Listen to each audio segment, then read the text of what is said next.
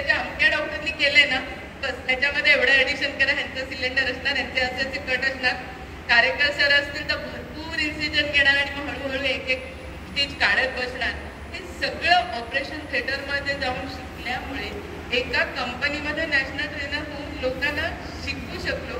आणि ज्या सरांकडे मी सगळं काही शिकले ते डॉक्टर हळदीपूरकरांना IPSLचा डेमो द्यायला मी गेले त्यावेळेला मला टेन्शन आलं, सरांना मी काय डेमो देणार. सर म्हणतात या मॅडम आम्हाला डेमो द्या. सर म्हणजे अशी पण पाळी येऊ शकते जर तुम्ही मनापासून काम करता. कुठल्याही क्षेत्रामध्ये आपण जेव्हा कुठलंही काम मनापासून करतो तर यश हे आपल्यासाठी ठरलेलंच आहे. फक्त पाट्या टाकू नका. आणि मित्र हो मैत्रिणीनो, कृपया आम्ही तर साध्या प्लेन मिररवर रेटिनोस्कोपी करत होतो, रेटिनोस्कोपी सोडू नका. आत्ता मी जेवढी मुलं पाहिली फक्त आणि फक्त ऑटो रिफ्रॅक्टोमीटरवरती अवलंबून असलेली मुलं, तर कृपया जे काही शाळेत कॉलेजमध्ये शिकला, आता हे 2 वर्ष ऑनलाईन झालं म्हणून असेल, पण तुमच्या शिक्षकांकडनं आणि तुम्ही सब्जेक्टिव्ह रिफ्रॅक्शन, त्याचे क्रायटेरिया, त्याचं फॉगिंग, ह्या सगळ्या गोष्टी करा, कंपल्सरी करा. आणि जो पेशंटचा जो राईट आहे, जसे लोकमान्य टिळक काय म्हणायचे, स्वराज्य हा माझा जन्मसिद्ध हक्क आहे आणि तो मी मिळवणारच. आणि तुमचं काय असायला पाहिजे की लोकांना दृष्टी देणं हा माझा जन्मसिद्ध हक्क आहे आणि तो मी मिळवणारच. आणि प्रत्येक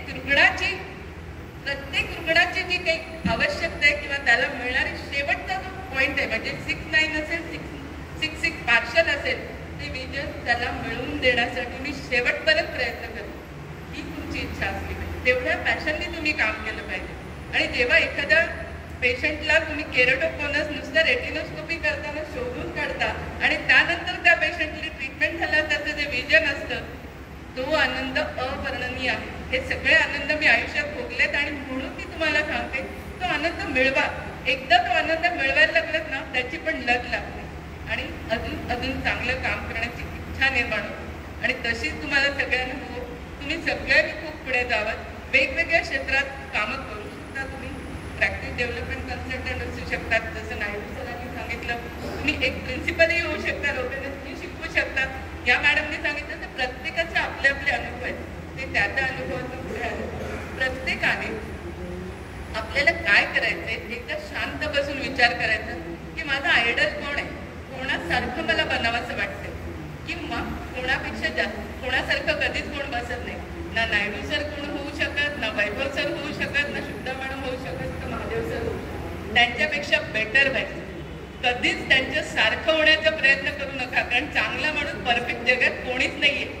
आपण त्याच्यापेक्षा अजून परफेक्ट व्हायचं. प्रत्येक माणसामधल्या ज्या चुका असतात त्या सोडून अजून चांगलं कसं वागू, ह्याचा विचार करून जर तुम्ही पुढे गेलात तर बेस्ट होईल. की सांगलीमधलं हे जे ऑप्टोमेट्री कॉलेज आहे, त्यातली मुलं जगाच्या वेगवेगळ्या क्षेत्रामध्ये ठिकठिकाणी, आता माहित नाही माझं आयुष्य किती उरलंय, 60 क्रॉस केलंय मी, पण तरी सुद्धा अजून एक 5-10 वर्ष असली तर ह्यातली काही मुलं वेगवेगळ्या ठिकाणून मला फोन करतील किंवा सेल्फी, जसं आमचं स्वप्नील नेहमी सेल्फी टाकत असतो, तशी ही मुलं पण आता मला दिसतील वेगवेगळ्या क्षेत्रात काम करताना. तुम्हाला खूप खूप शुभेच्छा. खूप मनापासून काम करा आणि वेगवेगळ्या ठिकाणून तुम्ही चांगले यश मिळवलेलं मला सतत ऐकू द्या. आज वैभवलाही किती अभिमान वाटेल जेव्हा त्याचे विद्यार्थी, आज जसा मला वैभवमुळे अभिमान वाटतोय तसा वैभवला तुमच्या सगळ्यांमुळे अभिमान वाटावा, असं काहीतरी जरूर करा. तुम्हाला खूप शुभेच्छा.